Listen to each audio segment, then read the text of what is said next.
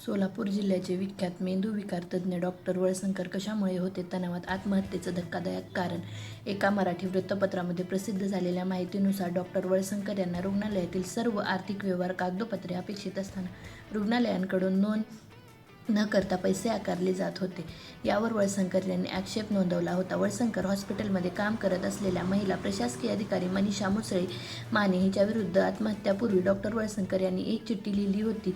मनीषा मुसळे माने हिच्यामुळे टोकाचे पाऊल उचलत आहे असा आरोप केला आहे.